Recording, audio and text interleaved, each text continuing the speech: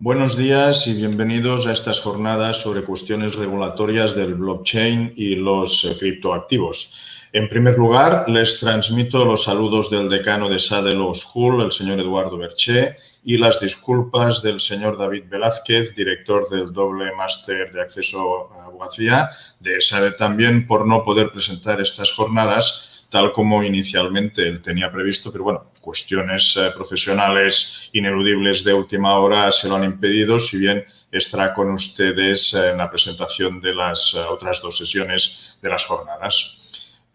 Viendo el programa que tienen ustedes por delante en estos 3 días, hay unas cuestiones que me han llamado la atención y que quería poner de manifiesto. En primer lugar, la candencia del tema que van a tratar ustedes. Yo creo que no les descubro nada si indico que la ciencia, la tecnología, las relaciones económicas y hasta incluso las relaciones personales acostumbran a ir bastante por delante de la regulación positiva de las situaciones que se dan en una sociedad, y los criptoactivos y la tecnología que los sustentan no son una excepción a esa, digamos, regla bastante general.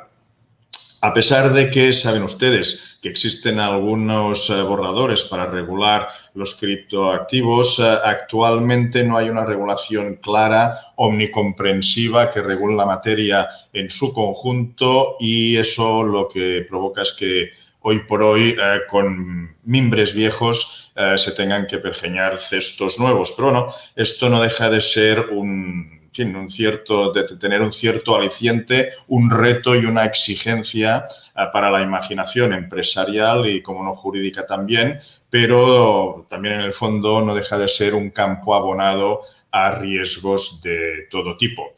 Y ahí justamente creo yo que está el acierto en la organización de estas jornadas, para poder tratar estas cuestiones que aún en cierta manera están en ciernes, y de la mano de dos instituciones, Uría Menéndez y ESADE Law School, que son, bueno, siempre se han caracterizado por ser punta de lanza en abordar las inquietudes de nuestra sociedad y de nuestra economía. Y un acierto también por el enfoque, digamos, poliédrico que van a ver ustedes en estas jornadas, porque se van a tratar cuestiones generales, cuestiones regulatorias, pero también desde la perspectiva empresarial, la perspectiva tributaria, los posibles riesgos que se pueden generar en el ámbito penal, y también no se olvidan de tratar cuestiones de tipo procesal, como son la fuente y los medios de prueba que se generan en ese ámbito del blockchain.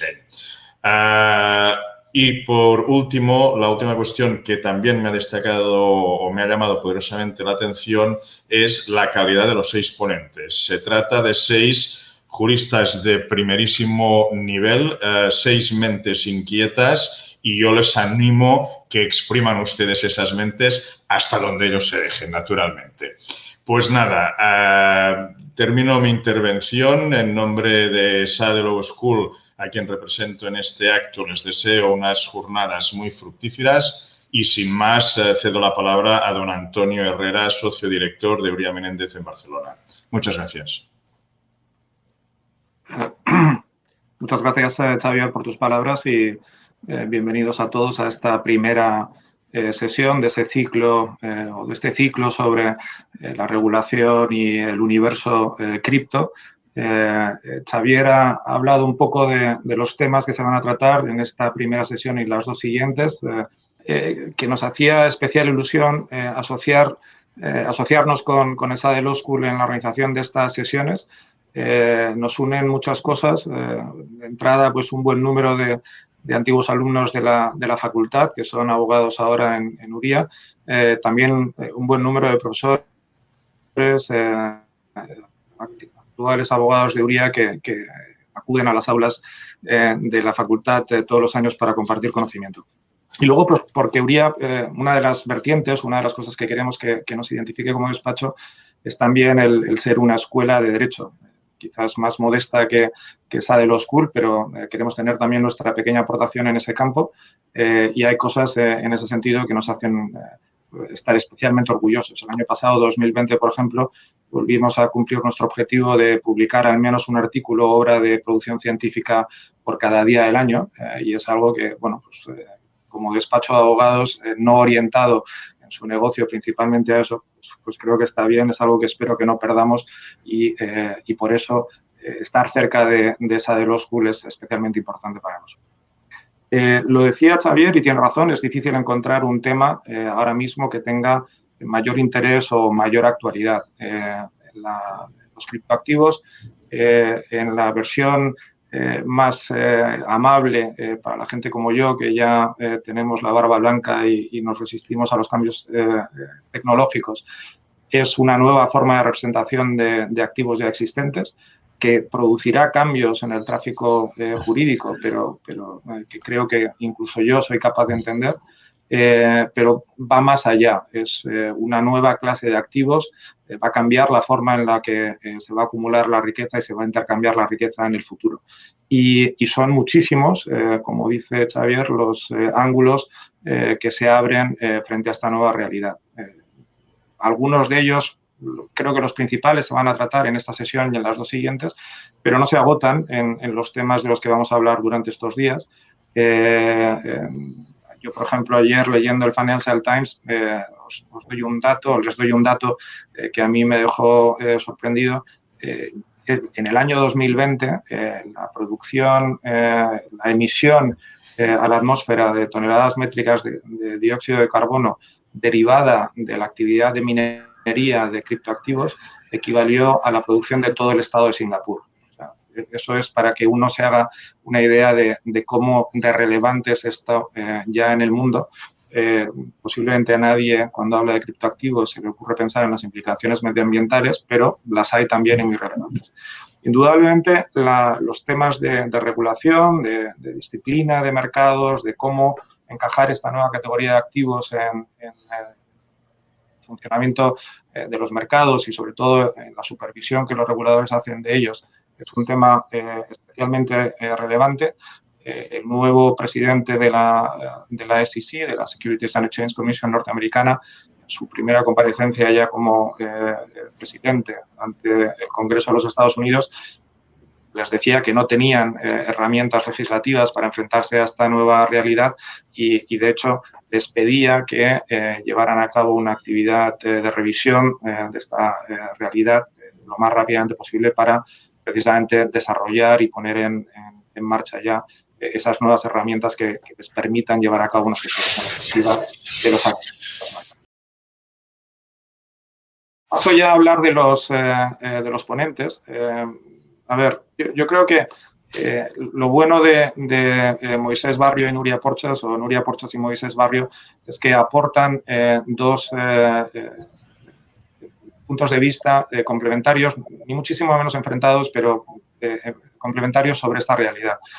Nuria, que es compañera en Uria Méndez, se ha acercado a la realidad de los criptoactivos, sobre todo desde la práctica privada, como una oportunidad de negocio de un buen número de nuestros clientes. Moisés tiene esa visión, pero también tiene una posición privilegiada desde el Consejo de Estado como en el centro de la actividad legislativa en España y, por tanto, con una capacidad también o la posibilidad de explicarnos hacia dónde está yendo las preocupaciones en el ámbito de las administraciones públicas sobre este tema. Les unen varias notas. Yo creo que la primera y principal es que son dos mentes brillantes, como decía Xavier. También un interés muy inicial desde hace mucho tiempo por los criptoactivos y esto, el que lleva hablando de estos temas años, pues estaba ya en la prehistoria de esta realidad y eso desde luego es un bagaje muy importante y les aporta pues, especial interés lo que nos puedan contar. Algunas notas en particular sobre ambos. Nuria ha estado centrada durante la mayor parte de su carrera en el campo de los intangibles y, por tanto, yo creo que era relativamente natural para ella por especial interés por los criptoactivos y por su regulación. En el caso de Moisés, yo no sé si esto es muy conocido, pero Moisés añade a su condición de jurista de primerísimo nivel el hecho de que sabe programar. Es esto que mis hijos llamarían someone who codes. Él tuvo la iniciativa de fundar una compañía hace ya muchos años que comercializaba, generaba aplicaciones y, por tanto, sabe de estos temas no solamente de la perspectiva de cómo se enfrenta al derecho a ellos. Una nota adicional, va a moderar la sesión Óscar Morales, que es el ideólogo de estas sesiones desde Uría Menéndez. Óscar es socio también de Uría Menéndez, es un especialista en temas penales, es el ponente o uno de los ponentes en la última de las sesiones en las que se tratarán riesgos penales y aspectos procedimentales de los criptoactivos, así que no voy a dar aquí muchas más notas sobre él. Y con esto yo ya me callo y cedo la palabra a Nuria, que me parece que es la que va a iniciar la exposición con la perspectiva regulatoria de los criptoactivos. Bueno, muchas gracias, Antonio. Hola, buenos días a todos y muchas gracias por vuestro tiempo y por vuestro interés esta mañana. Mi misión y objetivo hoy es introduciros al contexto de las cuestiones sustantivas que trataréis en las siguientes sesiones. El mío es pues solo un ejercicio introductorio y voy a procurar hacerlo repasando las características de la tecnología blockchain explicadas por un abogado en el sentido más humilde del término, esto es por un no técnico.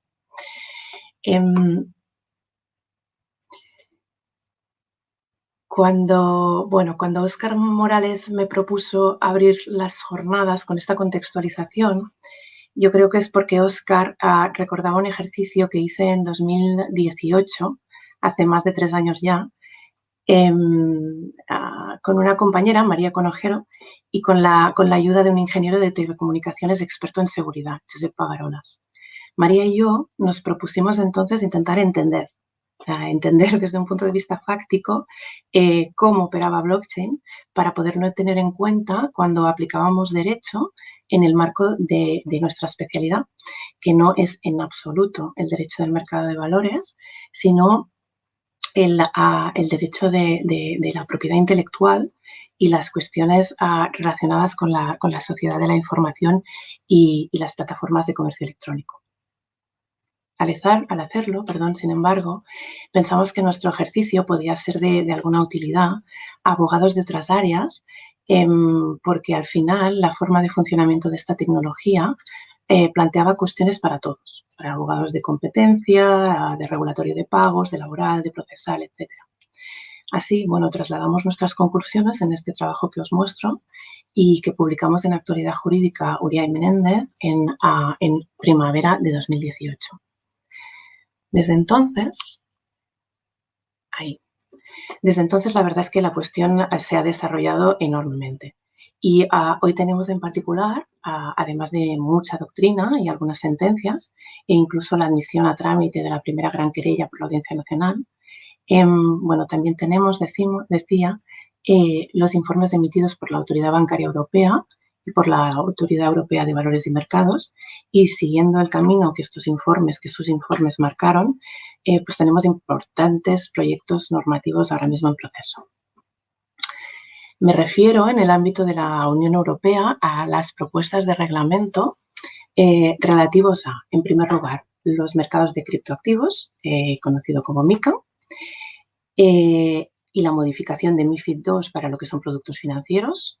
En segundo lugar, al régimen temporal para las infraestructuras del mercado basadas en tecnología de registro distribuido. Y en tercer lugar, al muy importante proyecto de reglamento sobre la resiliencia de la operativa digital. Estos reglamentos regularán en esencia a los proveedores de servicios de criptoactivos, el régimen piloto para las infraestructuras de mercado basadas en TRD y la gestión de riesgos sobre su seguridad, con grandes cambios en el mundo de la seguridad digital en general. Esto es no solo en relación con blockchain.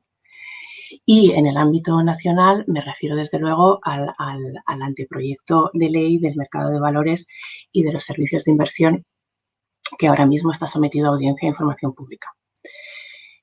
Estas propuestas normativas recogen una distinción que era ya clara en el mercado entre criptomonedas, esto es, criptoactivos destinados a funcionar como medio de pago, y tokens o fichas, representaciones digitales, también en blockchain, de derechos de acceso a bienes o a servicios. Estas novedades serán todas ellas analizadas en las siguientes sesiones por mis compañeros. Yo solo voy a procurar hoy dar algo de contexto fáctico, recordando brevemente cuáles son las características de la tecnología que es común a todo criptoactivo, la tecnología de registro distribuido. Y aunque, bueno, al final, un poco por cariño a mi especialidad, sí acabaré con una breve reflexión sobre los criptoactivos en el mercado del arte, que bueno, a los llamados NFTs, tokens no fungibles, que en las pasadas semanas pues, son noticia constante en los medios, pues desde que Christie's subastó la obra de Beeple, que ahora os muestro en la diapositiva, por más de 69 millones de dólares. Como intentábamos trasladar con mi compañera en nuestro trabajo de 2018, por más que podamos reclamar una regulación para las realidades fácticas que permiten ciertas tecnologías, no debemos en ningún caso olvidar nuestro ordenamiento jurídico vigente. El regulador ayudará sin duda a proteger a los consumidores, a los inversores, al propio mercado, pero su protección también pasa, y la protección del propio negocio y de las oportunidades de negocio que genera, por atender a nuestro ordenamiento vigente en su totalidad. Para ello es preciso conocer cómo funciona la tecnología desde un punto de vista fáctico. Lo veremos al final un poco en relación con estas obras de arte digital. Bueno, antes vamos a ver brevemente qué es blockchain y cómo opera. Bueno, y empezando por el principio, aunque pueda parecer reciente, los orígenes de esta tecnología en realidad tienen varias décadas. Se suele situar su primera descripción teórica en los pasados 80 y sus primeras materializaciones prácticas a finales de los 90, con la descripción de un sistema descentralizado de pagos. En 2008 llegó el famoso artículo de Nakamoto, que en realidad, si os fijáis al final, en su bibliografía, cita trabajos anteriores, muy anteriores, incluyendo uno de un entonces ingeniero de la Politécnica de Cataluña. Este trabajo describió una solución técnica para realizar transacciones entre dos agentes sin la necesidad de contar con una entidad compensadora o validadora de la transacción. Desde siempre han existido libros registro para mantener mediante asientos y anotaciones registros de transacciones y movimientos. Los titulares de esos libros concentran, por lo tanto, información relevante y, naturalmente, por ello están en posición de consultarla. En consecuencia, pueden actuar como suministradores o validadores de esa información cuando otros la necesitan para realizar transacciones. Es este el modelo tradicional basado en la confianza, el sistema centralizado que basa nuestra cultura y en realidad subyace a todo nuestro derecho. La tecnología de registro distribuido, en cambio, permite la llevanza de bases de datos de forma descentralizada, ya no solo descentralizada, sino distribuida, que es un poco distinto, sin necesidad de contar con una autoridad central que actúe como garante de su corrección. Y aquí uso el término autoridad no como autoridad pública, sino únicamente como entidad poseedora de la información. Es posible así, mediante estas redes distribuidas, compartir libros registro de transacciones electrónicas o, bueno, en otras palabras, pues bases de datos digitales compartidas, que son estas que os intento mostrar aquí en la red centralizada, la descentralizada y ahora, como gran novedad, la distribuida. Su singularidad reside en el hecho de que estos libros están distribuidos entre los participantes de la red, quienes se encargan todos ellos de su llevanza. En este tipo de redes, cada uno de los nodos o usuarios, esto es, cada uno de los ordenadores, tiene una copia del libro registro. Y por lo tanto, cada uno de ellos es capaz de determinar si las operaciones planteadas por el resto de los usuarios de la red son correctas o no, y por lo tanto si pueden llevarse a cabo o no.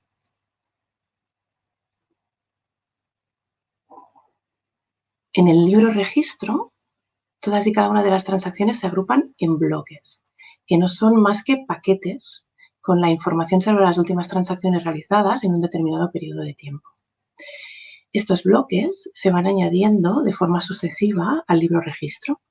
Cuando un bloque de información se incorpora, queda vinculado al bloque anterior, encadenándose mediante técnicas de criptografía.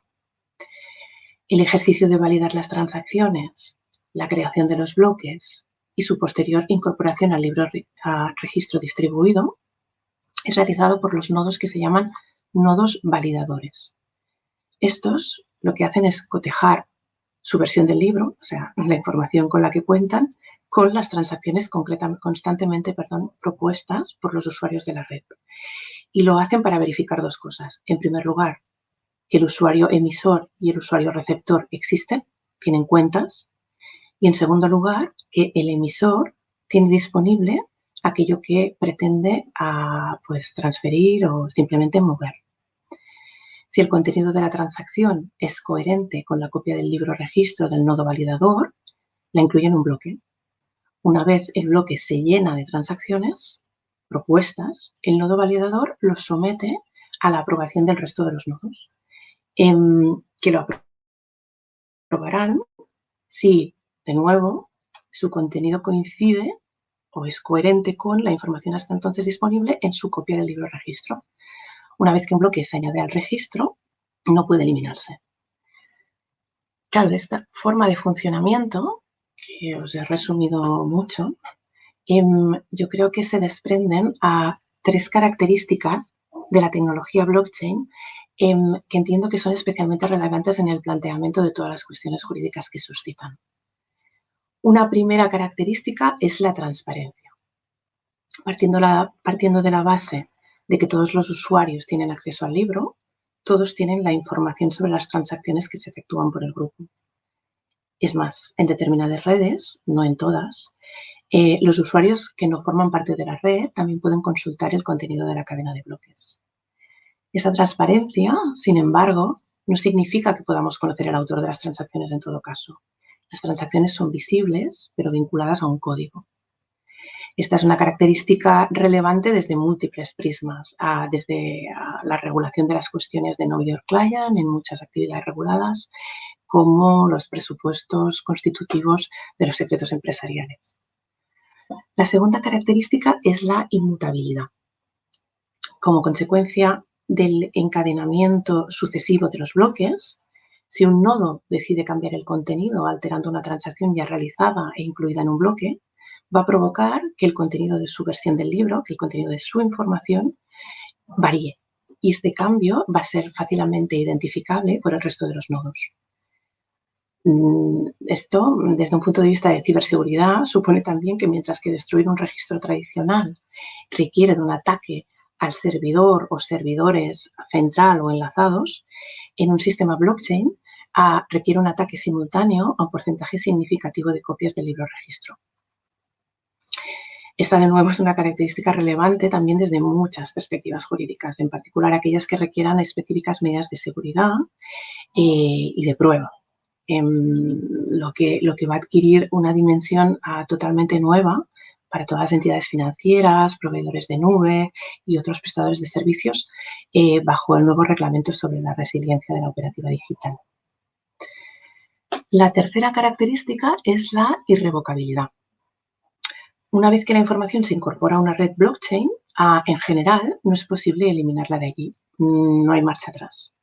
De nuevo, se trata de una característica fáctica importante desde perspectivas jurídicas muy diversas y que plantea importantes interrogantes.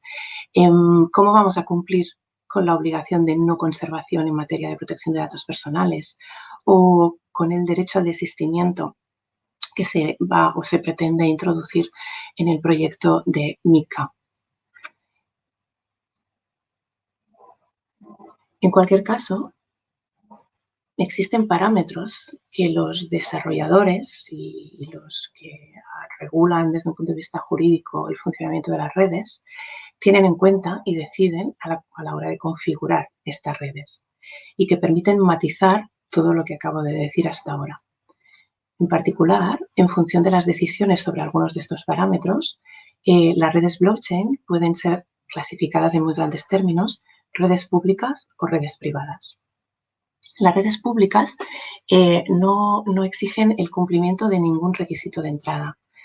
No hay requisitos para poder unirse a ellas, no se exigen permisos o invitaciones para entrar y no existe ninguna jerarquía entre los nodos, por lo que cualquier nodo puede ser nodo validador si lo desea. El contenido de la cadena es transparente y es visible para todos los usuarios. Para evitar el fraude, los nodos validadores, además de realizar las operaciones de validación, deben resolver un conjunto de problemas criptográficos antes de poder incorporar un nuevo bloque a la cadena. Y reciben por ello una compensación en forma de comisión al primer nodo validador que consigue resolver el problema criptográfico para cerrar el bloque.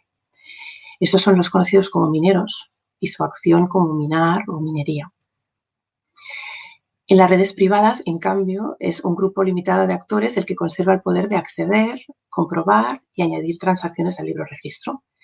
Este grupo también está en posición de decidir qué nuevos usuarios pueden incorporarse y bajo qué requisitos. Pues, por ejemplo, tener una relación laboral o de clientela con una determinada empresa o ser propietario de un inmueble en una determinada comunidad de propietarios o pertenecer a un concreto grupo empresarial, etc. Además, estas redes exigen el cumplimiento de requisitos de tipo de identificación, procedimientos de Know Your Client, etc. En este caso puede existir, existe, de hecho, jerarquía entre los nodos, de modo que no cualquier nodo de la red puede ser nodo validador si lo desea, sino que los nodos son nodos de confianza, que no necesitan un incentivo para llevar a cabo las tareas de validación, de modo que en estos casos no hay minería. Entre las redes públicas y las privadas existe un amplio abanico de posibilidades, muy especialmente, lógicamente, entre las opciones que permiten las redes privadas, las opciones de configuración que permiten las redes privadas.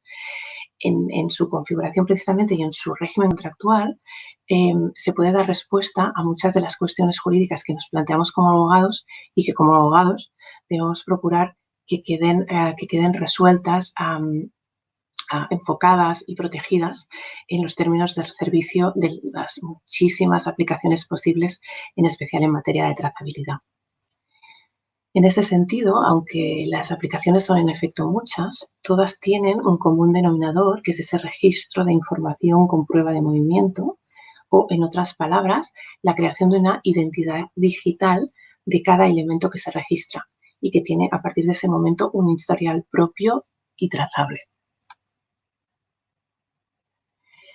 La trazabilidad en red blockchain ha también alcanzado el campo de los bienes inmateriales. Una vez creada una identidad digital de una obra digital, es posible acreditar su autenticidad, identificar al autor, registrar sus transmisiones, sus actos de explotación, conocer el alcance y asegurar la validez de las licencias de derechos de propiedad intelectual a las que están sujetos. Todo esto no es algo que la tecnología garantice, sino que la tecnología permite si la red se configura adecuadamente y si se configuran adecuadamente sus términos de uso y su forma de funcionamiento.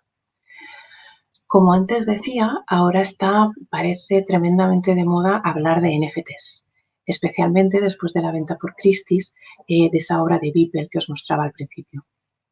La comercialización de tokens como registro de obras gráficas, sin embargo, no es tampoco nueva. Los tokens de los gatos, que veis ahora mismo en la diapositiva, son los coleccionables CryptoKitties, se comercializaban ya en 2017 y significaron el primer gran fenómeno de comercialización de NFTs vinculados a obras gráficas y juegos, con la repercusión que luego ha tenido todo ello en el negocio de los bienes virtuales dentro de los videojuegos. Hoy los coleccionables vía tokens son actualidad. Marcas potentes, influencers, muchos agentes del mercado con material autenticable y que tiene asociados representaciones de imagen, de calidad, etcétera, están explorando este mundo. De hecho, la misma empresa canadiense que creó los CryptoKitties ha generado transacciones por más de 500 millones de dólares con su serie coleccionable Top Shot, que en este caso son tokens vinculados a imágenes reales de momentos estelares de la NBA. Así, en el mundo del arte, tampoco hay novedad. Lo que sí quizá es novedoso, en cambio, es que sea un operador tradicional, ¿no? En este caso la sala de subastas Christie's, la que empiece a operar en este mercado. Respecto de esto, sin embargo, la verdad es que la obra de Beeple, que se ha hecho tan famosa, tampoco es su primer token subastado. El primero fue el vinculado a la obra que os estoy mostrando en la diapositiva y que se subastó en octubre del año pasado. En este caso, el NFT identificaba una obra física, no digital. Lo podéis ver en la descripción del objeto de la subasta, que alude a la obra física más su NFT. Y viene acompañado del USD para incluir el token. En el caso de la obra de Beeple, subastada en marzo por casi 70 millones de dólares, sí se trataba de una obra sin soporte material. Así, podéis ver en la descripción, que es la descripción de la sala de subastas, que solo se subastaba el token, sin obra física asociada, que se especificaba que la obra es única y que además se permitía pagar NFTs. La distinción entre el caso del token vinculado a la obra de arte física y el vinculado a la obra de arte virtual me interesa para mostraros, desde un punto de vista de derechos de la propiedad intelectual, que el bien no es el objeto de propiedad, que el token, disculpadme, no es el objeto de propiedad intelectual, sino que lo es naturalmente la creación que lo subyace. Y aunque ya no es tan claro, el token en principio tampoco es el soporte, no es exactamente el soporte, o al menos el soporte tal y como está concebido en nuestra normativa de propiedad intelectual. Bajo nuestra ley vigente, a diferencia de la anterior, el propietario del soporte de una obra tiene derechos limitadísimos, pero tiene algunos, aunque muy limitados, que no incluyen en absoluto derechos de explotación de contenido económico. Sin embargo, la norma parece referirse solo a propietarios de soportes materiales. A estos propietarios, cuando se trata de obras de arte plásticas o fotografías, se les concede el derecho de exposición pública de la obra, que es un derecho muy distinto al de comunicación pública, que este sí es un derecho de explotación de contenido económico. ¿Puede entonces el adquirente de un token exponer públicamente la obra al que está vinculado?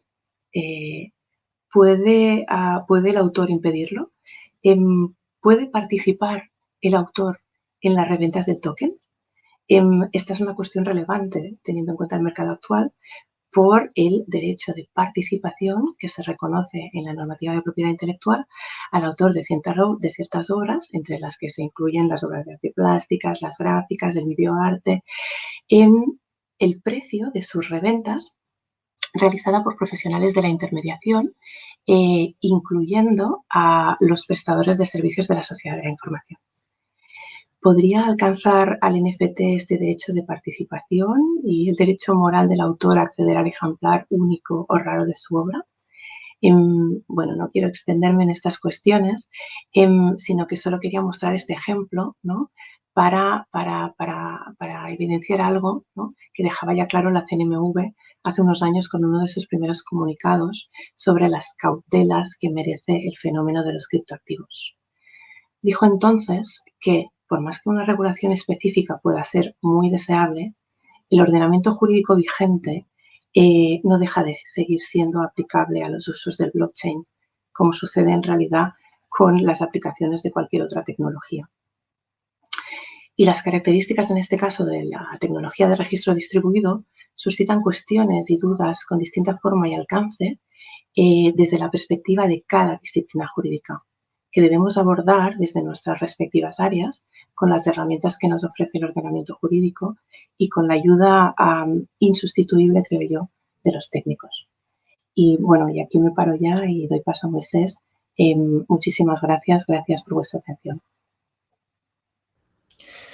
Muy bien, bueno, pues muchísimas gracias, muy buenos días. Es un placer aceptar esta invitación de Sala Law School y de Uría. y desde luego agradezco las cálidas palabras de Xavier, Antonio, y felicito también a Nuria por su brillante exposición. Y por último, y no menos importante, es un lujo compartir también esta sesión con Óscar, que entre sus múltiples facetas ahora nos aparece como novelista en esta obra Errores Invencibles sobre el proceso penal, que es lectura muy interesante. Bien, vamos a ver si la presentación nos funciona. Deberíamos, no sé si, creo que se ve la presentación, ¿verdad?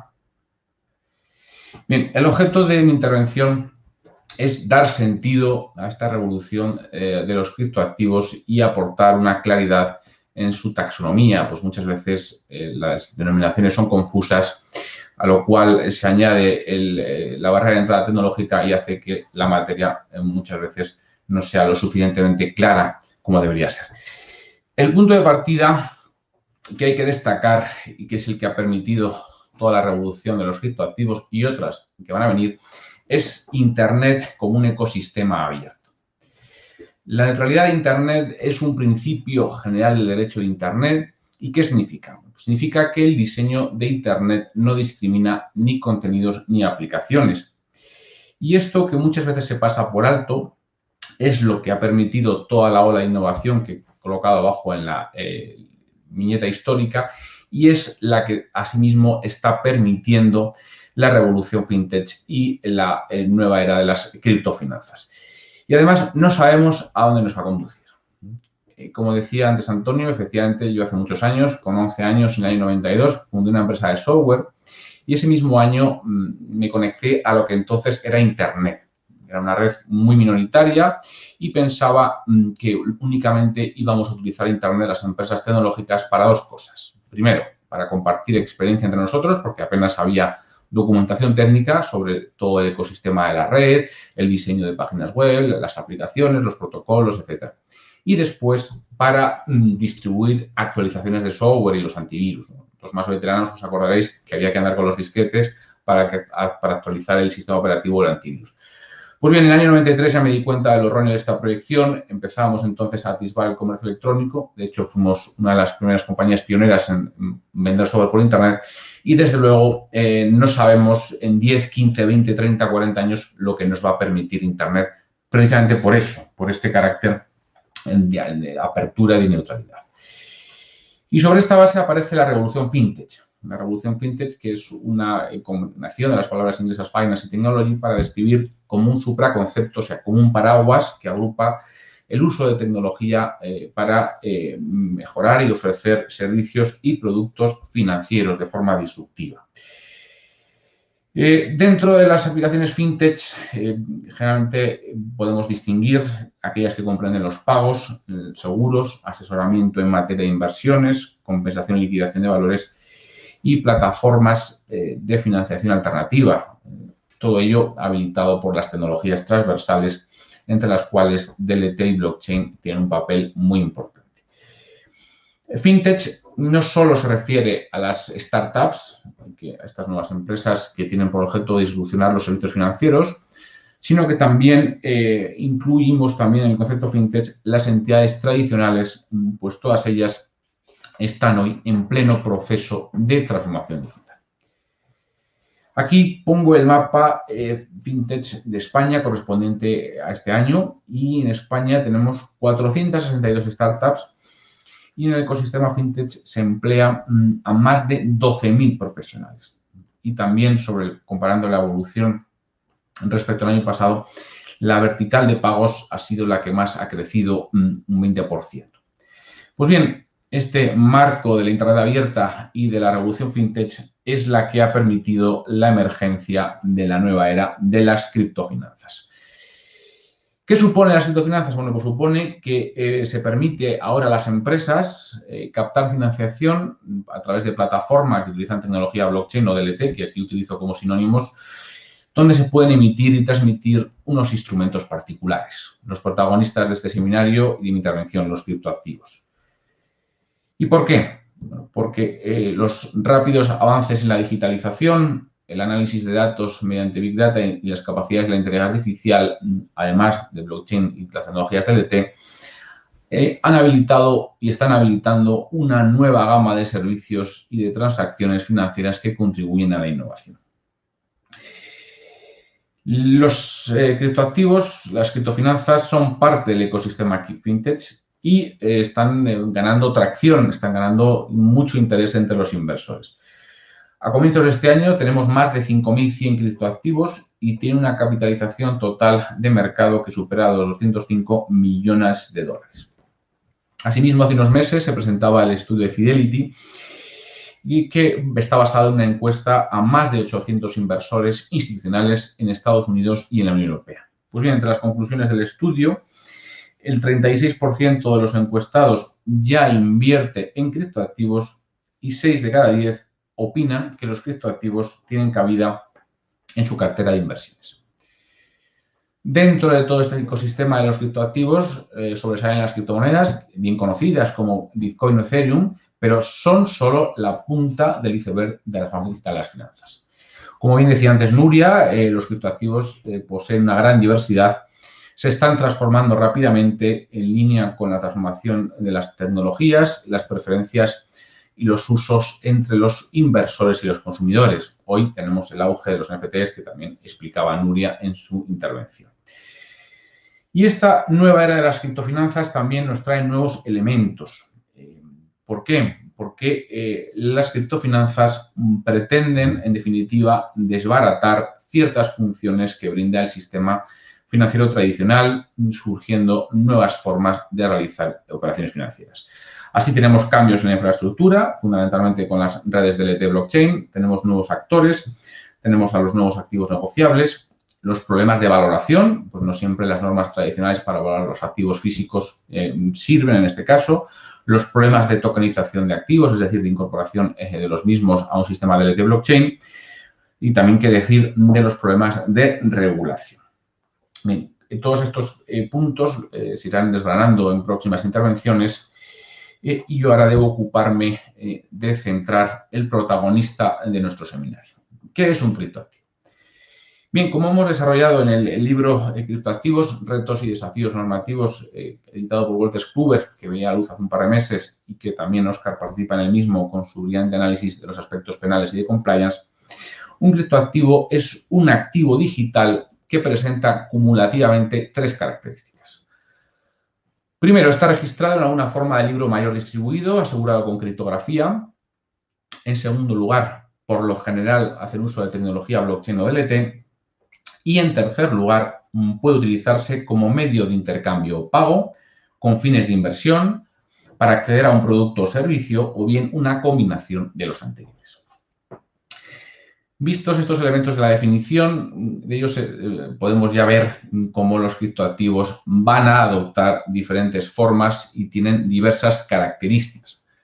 Precisamente aquí está su fortaleza y carácter distintivo y también, en parte, un quebradero de cabeza para los juristas y para los operadores tradicionales. Dentro de las múltiples taxonomías que hay de criptoactivos, la más esencial, por así decirlo en términos clásicos, la summa divisio es la que distingue entre criptomonedas y tokens o fichas. Las criptomonedas o criptodivisas, como Bitcoin o Litecoin, son aquellos criptoactivos que están destinados a desempeñar las funciones de la moneda.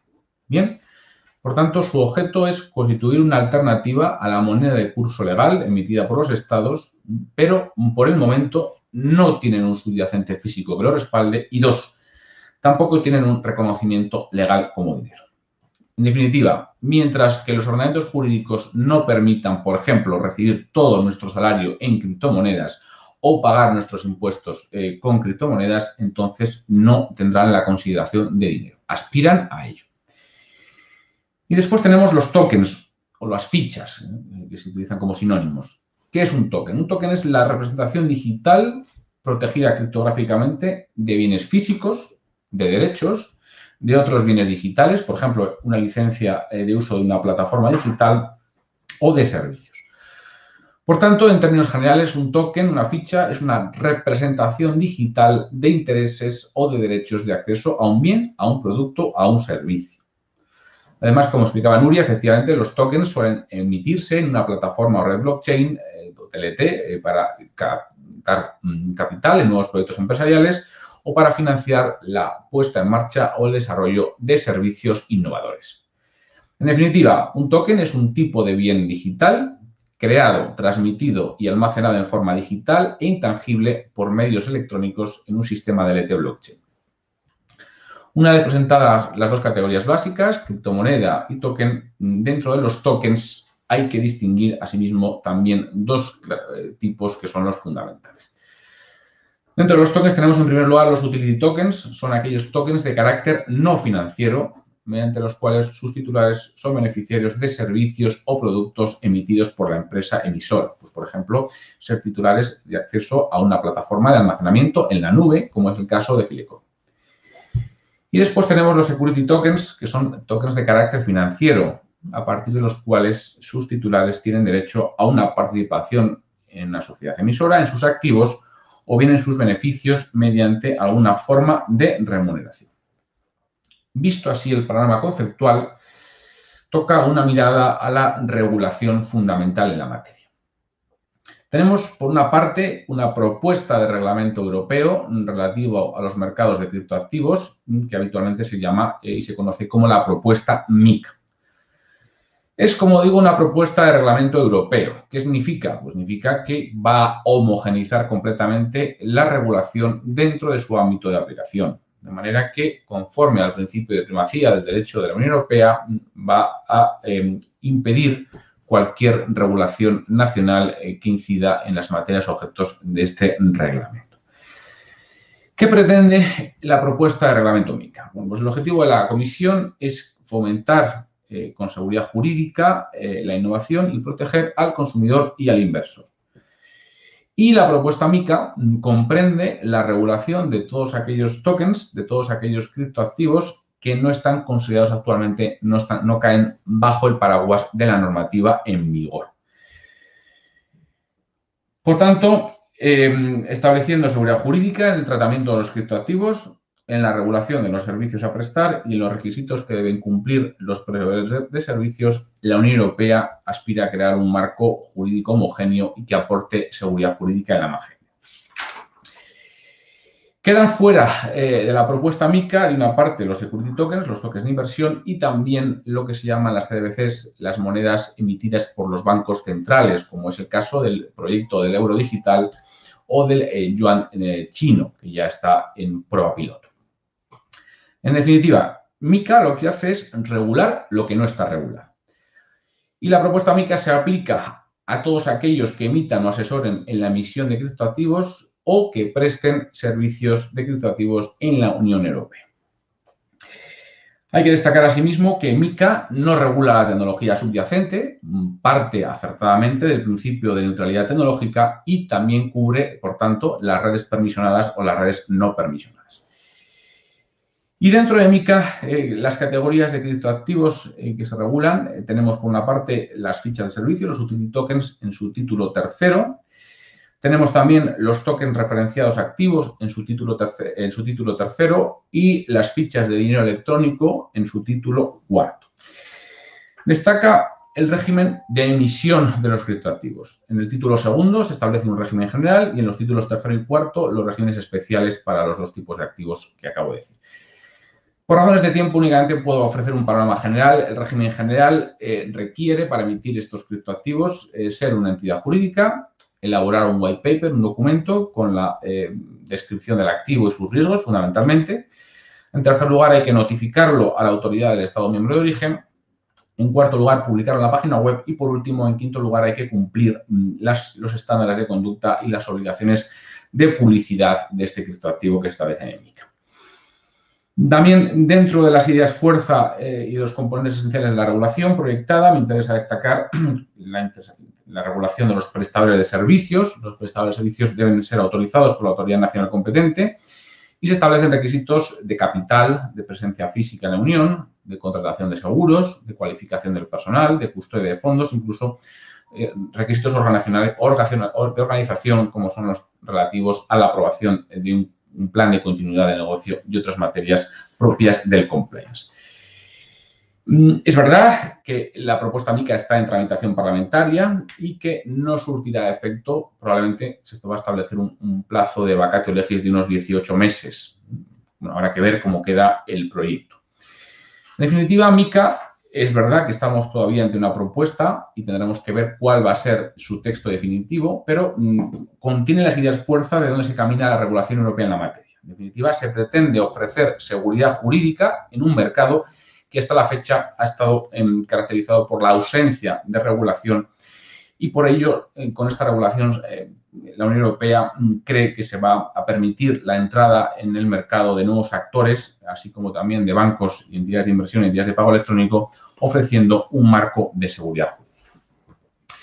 En segundo lugar, en nuestro ordenamiento jurídico, recientemente se ha expedido el Real Decreto Ley 5/2021 de 12 de marzo, que, entre otras cosas, además de la exposición de motivos, acoger nuestra definición de criptoactivo y expresar las preocupaciones de los reguladores nacionales, del Banco de España y la CNMV en la materia, en cuanto a los problemas de utilización anónima, los problemas de custodia de claves. Por ejemplo, ha salido en la prensa inversores que han perdido sus claves de acceso a los monederos y han perdido la posibilidad de vender o transmitir sus bitcoins. En definitiva, lo que hace este Real Decreto Ley, mientras no se apruebe la propuesta MiCA, es ampliar las competencias de la Comisión Nacional del Mercado de Valores. ¿Y cómo se hace? Bien, pues el Real Decreto Ley 5/2021 ha introducido un nuevo artículo, el artículo 240 bis, en el texto refundido de la Ley de Mercado de Valores. ¿Para qué? Para permitir una nueva competencia de la CNMV que se traduce en sujetar a control administrativo la publicidad de los criptoactivos que se vayan a ofrecer y que no estén cubiertos en el texto refundido de la Ley de Mercado de Valores. Esta nueva competencia se va a ejercer a través de una instrucción, a través de una circular, como se llaman las instrucciones administrativas de la CNMV, y esta circular actualmente está en trámite de consulta pública previa para recabar la opinión del sector. Después la CNMV elaborará su proyecto y ese proyecto sigue la tramitación de la Ley de Procedimiento Administrativo para esperar estar en vigor probablemente a principios de septiembre o octubre, ya en el otoño. En definitiva, con este panorama y con esta exposición introductoria y global, sí me gustaría destacar ya para concluir que los criptoactivos están desafiando el marco estructural o incluso el alcance de instituciones clásicas del derecho mercantil, como los títulos de crédito, o incluso del derecho de mercado de capitales, como los espacios organizados de contratación de valores. Incluso podemos ir más allá, puesto que la teoría civilista del título del modo o la disciplina mercantil de los derechos de valores registrales también se ven afectados en la materia. Además, es la primera vez en la historia que el regulador se plantea, sin precedentes, incorporar y representar total o parcialmente derechos crediticios y reales, mobiliarios e inmobiliarios, en un registro sin intermediarios y sin registrador central. Por tanto, tenemos nuevos desafíos, tenemos oportunidades de asesoramiento y, en definitiva, ante una normativa fragmentaria, incompleta y, además, una realidad cambiante, el jurista es pieza fundamental en la materia para ofrecer seguridad jurídica. Hasta aquí concluyo agradeciendo su atención y la invitación y, lamentablemente, no puedo quedarme al debate posterior porque tenemos una reunión muy urgente de un asunto sobrevenido. Muchísimas gracias de nuevo y ha sido un placer compartir mesa con ilustres colegas. Buenos días. Muchísimas gracias, Moisés. Muchísimas gracias, Nuria. La verdad es que a ambos os tengo que decir que la síntesis en la complejidad, desde luego, es un arte y os habéis mostrado como verdaderos artistas porque, siendo una materia técnica, compleja y donde, por más que además Moisés tenga una particular tendencia hacia la programación, no deja de ser demasiado técnico para quienes somos juristas, os agradezco especialmente en nombre de SADE Law School, en nombre de Uría Menéndez y en el mío propio, vuestra participación. Sé que te tienes que marchar ahora, Moisés, así que no te entretengo más. Muchísimas gracias y damos paso a un pequeño debate con algunas preguntas que nos han hecho llegar, los asistentes y los participantes. Nuria, tengo una pregunta de Alex Carazo que nos dice quién y cómo se obtiene la categoría de validador de transacciones para dar confianza a los usuarios de operaciones de blockchain, tanto en el caso de que sean activos tokenizados o criptos. En definitiva, ¿cómo podemos ser validadores de operaciones si somos las personas, si son las computadoras, en todo caso, cómo se adquiere esa condición. Para poder acceder a la categoría de validador de transacciones de blockchain es tan sencillo como acudir a las redes de blockchain correspondientes y convertirse en validador accediendo directamente a las redes de blockchain. Ahí encontraréis todas las indicaciones y lo que hacéis es poner vuestro ordenador a disposición de esa cadena de bloques como uno más de los nodos de validación. Recordad las palabras de Antonio Herrera al inicio de estas intervenciones, cuando nos comentaba que la fuerza de computación necesaria para la validación de las operaciones de blockchain y ahora con el fenómeno cripto y la especulación en cripto, la fuerza de computación que se está necesitando es salvaje, esa fuerza de computación está teniendo una huella de carbono importante, significativa, decía Antonio, tan grande y tan elevada como la correspondiente a todo el estado de Singapur, a las emisiones anuales de todo el estado de Singapur. Por lo tanto, basta con acudir a la blockchain correspondiente y seguir las instrucciones allí para poder acceder con nuestro computador para ser nodo de validación y además poder realizar la actividad correspondiente de minería. El propio Alex nos decía que su interés no es tanto por ser validador como, siendo usuario inversor de activos tokenizados, tener cierta seguridad o garantía de que hay un respaldo garantizado.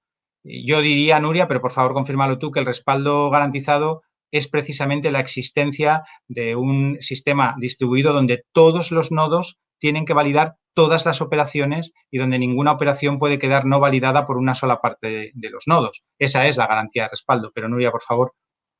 Va a depender del tipo de red, o sea, y aquí voy a echar mucho de menos a Moisés, pero o sea, los tipos de red son muchísimas, pero dependiendo de si es pública o privada, la capacidad de ser nodo validador es distinta. En una red pública pura, cualquiera puede ser nodo validador.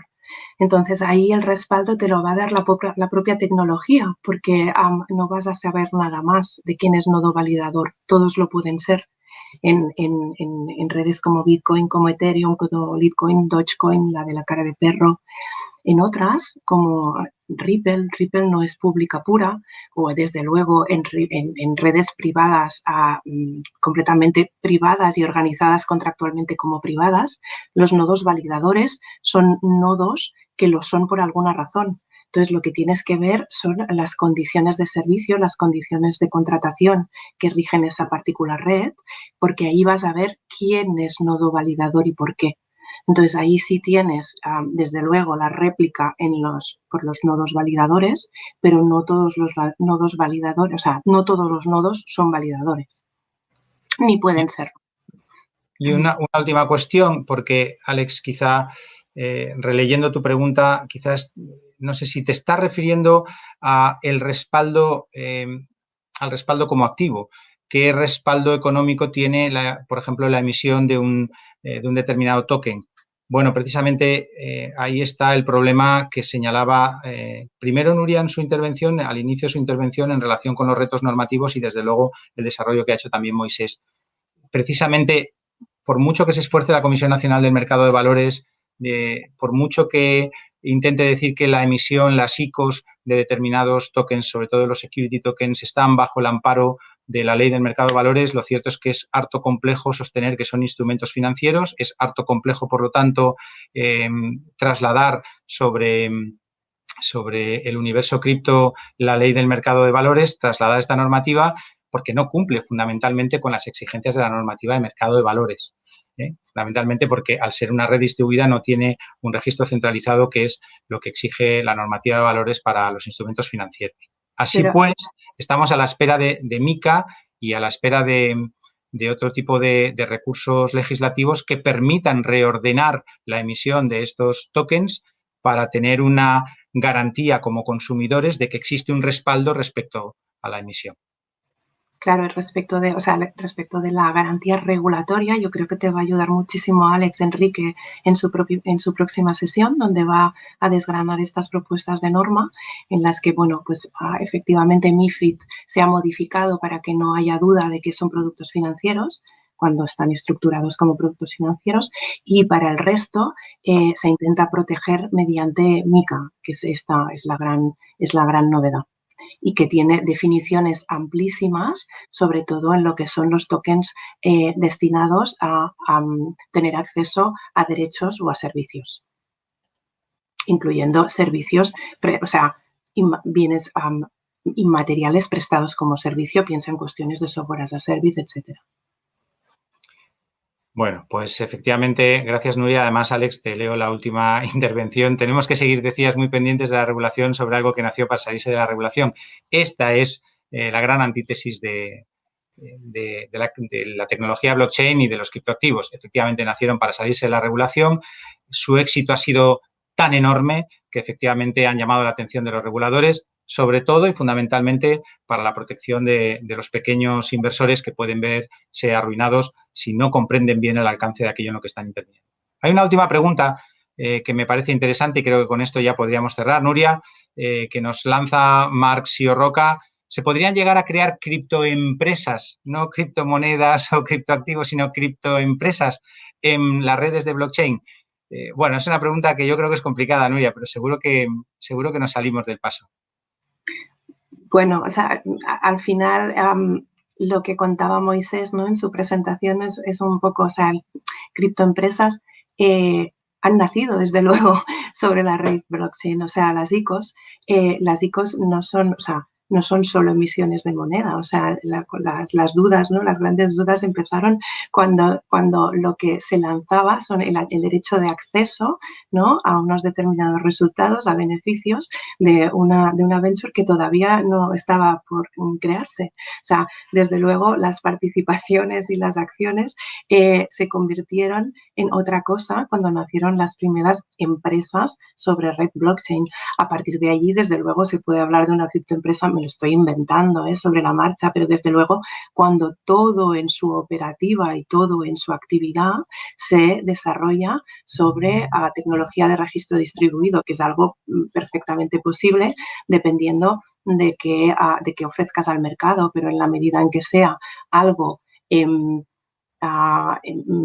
intangible en el mejor de los casos, porque la trazabilidad es un valor añadido adicional, intangible, trazable y que prestes a distancia y como servicio, yo creo que puedes estar hablando perfectamente de una criptoempresa, si más le estás financiando dentro de las posibilidades regulatorias que va a dar la nueva normativa, pues todo está allí.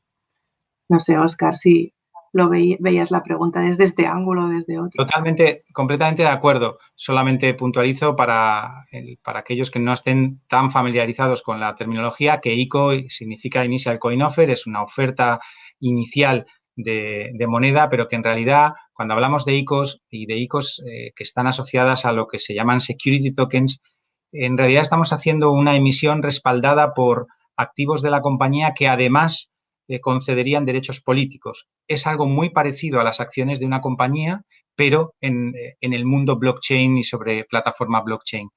Claro, si estamos emitiendo ese tipo de activos, como decía Nuria, y los estamos emitiendo sobre blockchain, es tanto como ser una empresa sobre blockchain, funcionando sobre blockchain.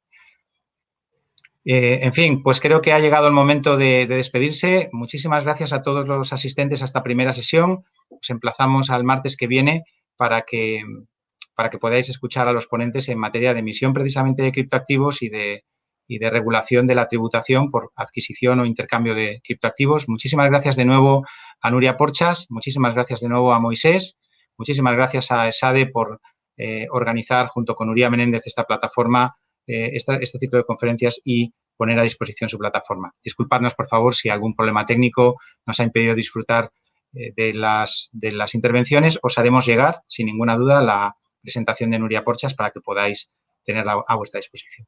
Un saludo muy cordial a todos. Buenos días.